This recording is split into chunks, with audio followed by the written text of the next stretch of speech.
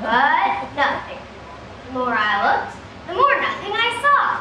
There was nothing I was willing to eat for breakfast. At last I spotted the chocolate milk. Yes, smooth and creamy chocolatey goodness for me. I pick it up and realize there's just enough for one last glass of pure pleasure. I unscrewed the cap, wondering who should come into the kitchen but my little brother, known by me as the terrible tattletale, or alternately, the biggest, littlest tattletale ever known to man. His eyes glued to that chocolatey goodness. He says, I want, and I want, and I said, too bad. And he said, but I want, and I want, and I said, too bad. And we both reached for that chocolatey goodness. Pretty soon we pulled and we tugged and we pulled and we tugged, and before you know it, and I'm not exactly sure how this happened, but the entire jug of milk was poured on top of my little brother's head. His usually white hair brown and dripping with my cup of milk, and it's dripping down his school clothes and puddling in his new shoes.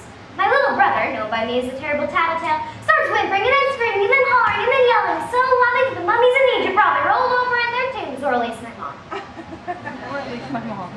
'Cause in she comes with her staring, glaring eyes, and she looks at me and she says, what do you have to say for yourself?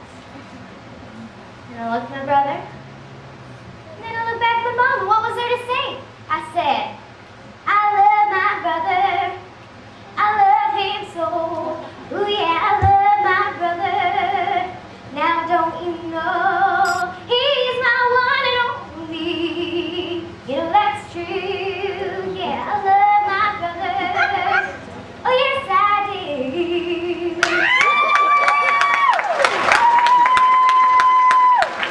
Why did you two fight? Mom said as she left the room. Well, I'd forgotten all about that incident when I got to school and realized that the science fair was on Monday. I hadn't done anything. Not even the 3-page science fair report. Ugh! How did I miss that one? So after school, I sat with books stacked 10 feet high at the kitchen table. And I was writing about the different sizes of frozen peas until my arm was almost limp and lifeless. My little brother, known by me as the terrible tattletale, crawled under the table, popped his head up on the other side and said, play with me, and I said it into a voice I've heard many times before, in a little while. I said, but I want you to play with me now, and I said, in a little while. And he took his whiny little voice to my mom and he said, hey, Aubrey, play with me, and I heard her say, in a little while. And he took his whiny little voice back to me and he said, but when's a little while? And I turned to him and I said, oh, maybe the next 60, 70 years. I went back to my report, which to my great astonishment was done. Yep, 3 pages long, good enough for me. I sat out on the floor and started to read Aragon, which I had been waiting to read all day. It was the best part, the dragons were fighting the earths. And I started reading, and I started reading, and I heard a roar. I looked up and I thought, wow, I'm really into it this time. And I kept reading, and I kept reading, and I heard another roar, and ripping, and tearing, and shredding. My heart skipped a beat, because I knew that sound. I looked down at my feet, and to my utter horror, my little brother's robo-reptile was ripping my brilliantly written science fair report to shreds, and I started screaming, and I started hollering so that all the teachers across the USA would be dropping their whiteboard markers, or at least my mom. 'Cause in she comes with her staring, glaring eyes. She looks at my brother and she says, what do you have to say for yourself? And my brother looks at me, and he looks back at my mom, and what was there to say? He said, I love my sister. I love her so. Oh yeah, I love my sister. Now don't you know, she's my one and only.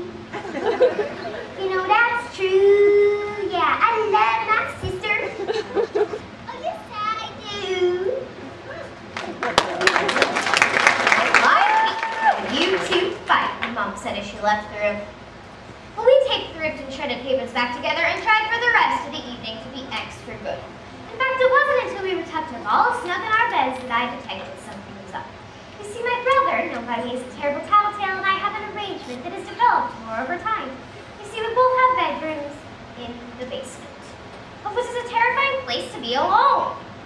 So I got out of bed to go find my brother, who had evidently gone upstairs again. As I tiptoed up the stairs, I looked out at my parents from the banister, and I thought to myself, I'll just go find my brother myself, as to keep us out of any more trouble. So I crawled down the hallway and I heard a rustle in my parents' bedroom.